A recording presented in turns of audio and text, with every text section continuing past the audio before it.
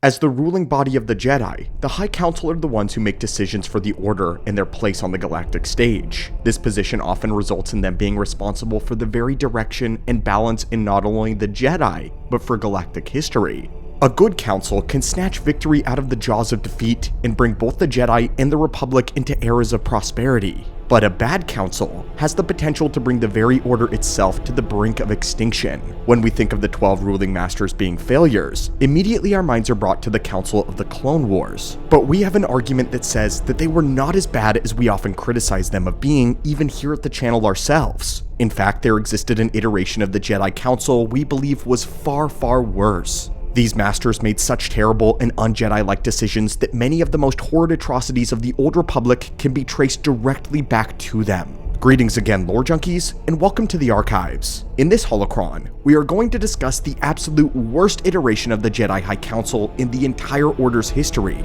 So if you wish to avoid the mistakes of the past, reach out and crush that subscribe button and join our own council today. It is your destiny, and your counsel is greatly needed. Today, we prosecute the Council of the Dantooine Enclave. This was the ruling body that was in charge during the era of Revan. This council lasted for around 30 years, starting in 3986 BBY after the Great Sith War, and being dissolved in 3951 BBY during the First Jedi Purge. That time was an incredibly crucial era for the Jedi, and nearly every decision they made served as a detriment, both for the Jedi of the time and for the future. For our accusation, we will bring to your attention 6 distinct offenses that will show the Dantooine Council to be grossly negligent at the best and maliciously corrupt at the worst. But first, it is crucial to examine the contemporary events to see how and why they got this way. 3996 BBY saw the conclusion to the Great Sith Wars as led by Exar Kun and Ulic Qel-Droma. This war saw the Republic nearly brought to its knees, and the Jedi Order all but formally dismantled. In this era, the Jedi were far more spread out across the galaxy, being trained in enclaves in various locations and not centralized. It wasn't like the modern day where the Jedi had one place, one council, and one planet. Ossus was their capital, which contained at the time the Great Library, their crown jewel. But not every Jedi lived there, or even ever visited. This left it vulnerable to Exar Kun's imminent attack. Exar had already combed through their ranks and seduced many of them to the dark side, building his new Brotherhood of Sith. These traitors stabbed their friends in the back and carried out a purge across the galaxy of their own Jedi Masters, Jedi that were too far away from Ossus to help. Afterwards, they made the Kron cluster go supernova, which devastated the surface of the Jedi homeworld. Unfortunately, very little knowledge was rescued, and the amount of Jedi saved could fit in just 2 Republic cruisers. The Order was on the brink of complete destruction. They barely managed to eke out a victory when Nomi Sunrider cut Ulic Qel-Droma off from the Force, and the rest of the Jedi Order put an end to Exar Kun's final ritual. Following the Great Sith War, the battered and fragmented Jedi went their separate ways. Nomi Sunrider became Grand Master for a time, and spent the next 10 years trying to scrape the Order back together. A gathering was held at Exis Station, where Nomi was able to unite the Jedi once again, and their home planet was relocated to the Enclave of Dantooine. However, Nomi disappears largely from the history books following this event. If we had to guess, she retired from the Grand Master position due to emotional distresses. She had been neglecting her daughter because of the busyness of the position, and she still felt immense amounts of grief over Ulic, whom she had deeply loved. Strangely, no Jedi Grand Master that we can find replaced her for about the next 30 years. The head of the Order was divided among the oddly small Council of Dantooine. What they had to deal with was a tiny Jedi Order, all of whom were still shaken from the war. Many of them were bitter and demoralized after many of their friends had fallen to the dark side. They were traumatized from the loss of Ossus, and from all the loss of life that they had experienced in the Force. It didn't help that not even Dantooine itself was very safe. The locals were constantly tugging at the Jedi's robes to help them with their petty disputes, and some leftover Mandalorian factions were still on the world as well, making some areas incredibly unsafe. Not to mention, they were still working to help the Republic itself rebuild. It was an incredibly crucial era for the galaxy, one that desperately needed a strong and a stable hand from the High Council to guide it forward. But that was not what the Council was like. Understandably, it consisted of members who were now harshly skeptical and greatly feared the dark side. All of their decisions were far too conservative, which ended up being either unhelpful or ultimately even damaging. This brings us to what we believe is their first big mistake. This is the group that is responsible for outlawing marriage and relationships in the Jedi, a decision that has overwhelmingly caused more harm than good. Prior to this, Jedi could freely marry and have families as they pleased. Attachment itself was still against Jedi doctrine, as the feelings of jealousy and fear of loss could lead one to the dark side. But they still trusted their members. They trusted them to act wisely in romantic pursuits, and to keep their duties as a Jedi first. This changed, however, when Jedi Master Atris presented an impassioned speech and advocated against marriage. Atris convinced them that not only was it not a Jedi's place to have a romantic attachment, but that it surely led one to the dark side. The council bought it hook, line, and sinker. They not only implemented the rule immediately, but invited Atris to have a seat among the council. The council turned an aspect of Jedi life that was normal and accepted into something punishable by expulsion overnight. And since then, there has been story after story about Jedi having anxiety regarding their romantic feelings. In fact, more Jedi have fallen to the dark side over being restricted from marriage than those who fell over attachment. In the same set of meetings, they also drastically lowered the age of admittance into the Jedi Order. Originally, anyone from any age could join so long as they had an aptitude in the Force. Nomi Sunrider was nearly middle-aged and a mother when she began her training as a Jedi, and in around 3 years, became one of the greatest Force wielders in history, and eventually, Grand Master of the Order. But now, that was thrown out of the window, and they started only accepting children. The next several generations of Jedi accepted students of younger and younger ages, until they began almost exclusively taking infants. Their second offense is perhaps their most egregious, and it would occur several years into the future when the Mandalorians attacked and invaded known space. Mandalore the Indomitable rose up and reorganized his forces into what is known as the Neo-Crusaders. Having been manipulated by a Sith Lord in the shadows, Indomitable was convinced that his people had a divine calling to conquer the Republic. They began by testing the Republic's defenses, attacking the colonies among the Outer Rim. For 10 years, the Mandalorians got away with committing the bloodiest atrocities possible with no response whatsoever from the Jedi. The Republic itself actually suppressed news of the horrors in the Outer Rim, keeping the Jedi from ever knowing about it, and the Council itself never looked into it. Eventually, even the Republic was forced to respond to the Mandalorians, when the Neo-Crusaders began making big plays towards the core and the Inner Rim. Soon, they begged the Jedi to help them, but the Council remained abstinent. This was because a few years earlier, they were told a premonition by Master Vandar Tokare. Vandar was a member of Yoda species, and the only sensible member of the Council of his time. He was a soft-spoken man, and his voice was often overruled by the more vocal and skeptical members of the Council.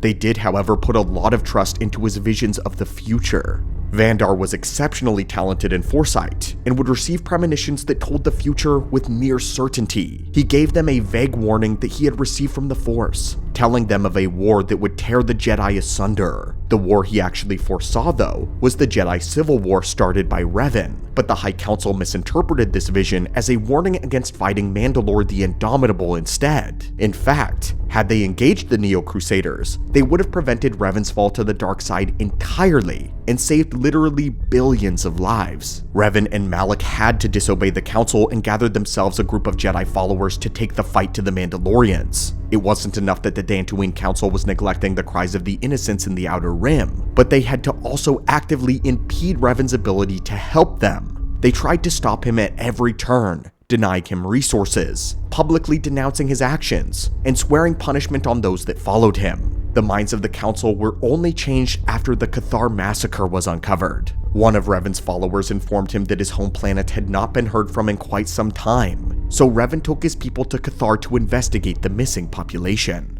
Shortly after their arrival, Master Vrook Lamar, one of the most harsh and cruel members of the Council, pursued them there. Vrook demanded that Revan stand down and return to the Jedi at once, stating that he and his followers would be expelled if they refused. However, Revan found a Mandalorian mask in the waters. Upon lifting it, every Jedi there, including Lamar, shared a vision of what had happened on Cathar. The Force revealed that the Mandalorians had lined up the Cathar civilians in the ocean, gunning them down in cold blood.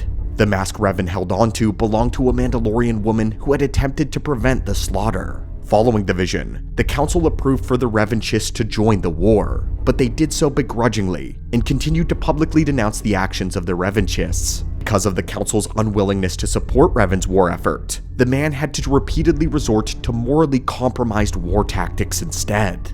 The more Revan did this, the more he won, and the more respect he earned from the Mandalorians. The Jedi Council, however, believed that he was falling to the dark side, yet they were forced to admit that he was actually extremely effective in wartime. But when the war ended, they would commit their major offense. Revan would use the mass shadow generator to end the Mandalorians at the Battle of Malachor V. This super weapon caused immense devastation to the surface of the world, breaking it apart and killing thousands. People died everywhere, Republic and Mandalorian alike. The sudden and cataclysmic loss of life sent echoes through the galaxy and caused wounds in the Force to manifest. One of those, we would find out, would be Darth Nihilus. The Council, of course, sensed the disturbance and summoned all of Revan's Jedi back to the Enclave of Dantooine to face punishment. But the real issue wasn't truly about the mass shadow generator. It was about them following Revan at all. Despite the Revanchists being war heroes, the Council was ready to pass judgment on them for disobedience. But by now, all of them had fallen to the dark side and refused to return. Revan and Malak vanished into the unknown regions without a trace. The only one not to fall to the dark side was Meetra Surik. She was Revan's primary general, and during the devastation of Malachor V, had cut herself off from the Force as a reflex. This shielded her against being killed by the shockwave generated from the disturbance. But what she did not know was that another wound had settled on her as a result. While she was not consumed alive like Nihilus was, a rift in the Force was still open within her. She was horrified by what had happened that day and decided to heed the Council's summons out of penance. When she returned, she tried to explain herself, but the Council instead had no sympathy. They mistreated her, accused her of falling to the dark side, and ultimately banished her from the Jedi Order. Because she was the only one to return, all of the anger they had towards the Revanchists were entirely and unfairly focused on Meetra Surik alone. One of the Council members, Zez-Kai Ell, later came to severely regret these actions taken during this time. When he returned with Meetra, he said this: "Not once did I hear one of the Council claim responsibility for Revan, for Exar Kun, for Ulic, for Malak, or for you. Yet, you were the only one who came back from the wars to face our judgment, and rather than attempting to understand why you did what you did, we punished you instead. Our one chance to see where we had gone wrong, and we cast it aside." What makes this so egregious is the fact that they knew that she was a wound in the Force. They sensed it on her and knew it was something that was extremely concerning. This was definitely something that the Jedi, the guardians of balance and peace, should have kept a close eye on, but instead, they decided to keep it a secret and they cast her out. By not addressing the issue, it became a severe problem. But with all of that, Meetra Surik is not the only person to face unfair charges on Revan's account. The Council turned their wrath towards one of Revan's teachers, to Kreia. She had supported her student and even encouraged a few of the others in the Order to follow him against the threat of the Mandalorians. Kreia was a great teacher, pushing the boundaries, but still a Jedi.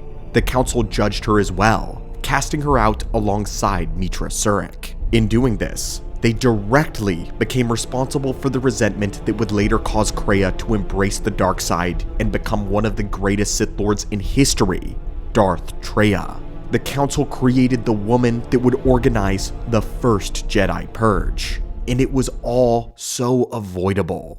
One of her greatest accusers on the Council was Atris, and this is where we will address the Council's fourth great offense. They did not sense the growing bitterness and malice within the heart of their very Council member, Atris. Atris was on the Council herself, near all of them at once, but they didn't take notice, or they chose to ignore her cruelty, the cruelty festering within her. She had once been a great admirer of Meetra Surik, even idolizing her as a noble and a valiant Jedi. But when her hero joined the Revanchists, it put Atris in a state of confusion and abandonment. She believed that Meetra Surik had embodied the Jedi way, the righteousness of the Order, but she defected to join Revan, someone that everyone else was saying was a man on a path to the dark side. This put Atris in a state of conflict, one that made her doubt everything she had faith in. She blamed Meetra for her confusion, fostering a hatred inside of her. This hatred would later lead her to causing the Council's destruction, and eventually even her own fall to the dark side.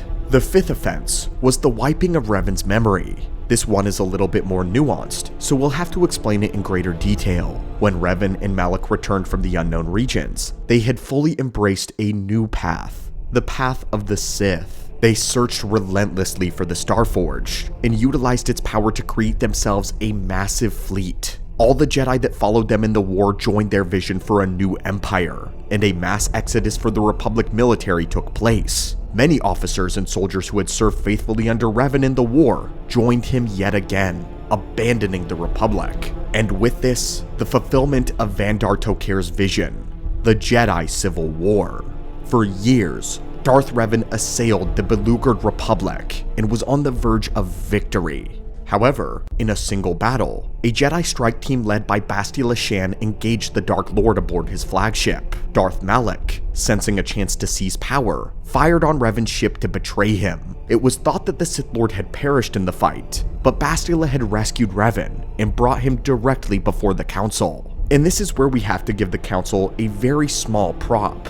At the very least, we can give them credit for not outright executing Revan. He was too powerful and too intelligent to simply imprison though. The only option left was to strip him of his memories and to give him amnesia. But do not confuse this with mercy, allowing him to live a normal life under their watch. They desired only to use Revan as a tool. In a rather Sith-like choice of action, the Council manipulated him and gave him a completely different identity. They made him believe that he was simply another person who they took in and were training in the ways of the Jedi. Their goal were to use his power and his intelligence to overthrow the Sith for them. To the Council, Revan was little more than a weapon. Council member Zez-Kai Ell would also later address this action. He firmly believed that the Council had committed an unspeakable crime against Revan, inserting a new identity into his mind. After Revan regained his memories, he still managed to choose the light and defeated Malak, also at the same time saving Bastila from the dark side. But despite rescuing the entire Republic from the Sith threat, the Jedi Council only smiled at him through gritted teeth. They gave him a seat on the Council, but Revan could read the room. Neither he nor his ideas were wanted. The seat was little more than a begrudging consolation prize, and the Masters did nothing to keep Revan from being scorned and mistreated by the rest of the members of the Order. The Jedi themselves harbored fear, anger, and resentment deep in their hearts. The final offense that we will bring up in this holocron happens much later in the timeline though. Revan chooses to journey back to the unknown regions in order to decipher what made him fall to the dark side originally, but Revan never returned from this exodus. In the 10 years since the Jedi Civil War, Kreia, now Darth Kreia, took over what remained of Revan's empire and created what is known as the Sith Triumvirate. She trained Darth Sion and Darth Nihilus in the deeper arts of evil, and together they began striking from the shadows, taking out pockets of Jedi.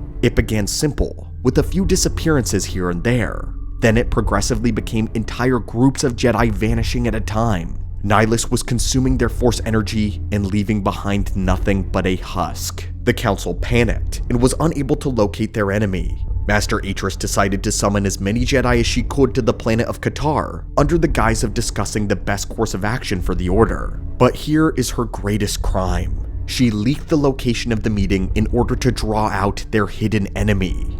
Darth Nihilus could not resist that many Force wielders in one area at the same time, as he descended and consumed all life on the surface of Katar. Most of the Jedi Order and the High Council would die there, including Vandar Tokare. But unfortunately, Atris was not present. She went into hiding, surrounding herself with Jedi and Sith holocrons that eventually drove her insane. What remained of the Order was less than 100 Jedi, all of them dispersing and fleeing into hiding. Even the Great High Council hid as well. And the greatest terror of all, they had absolutely no plan. The Jedi High Council literally decided to wait until they could see their enemy and for someone else to take care of it. When Meetra Surik returned to face off against the Sith Triumvirate, she tried to hunt down each remaining member of the Council in order to gain their aid. Each one barely lifted a finger to help, leaving her largely on her own. Even when she was rescuing Vrook Lamar from a bad situation, he did nothing but complain and criticize her the entire time, Later, once they were all back together, their final act as a council was to make yet another terrible decision.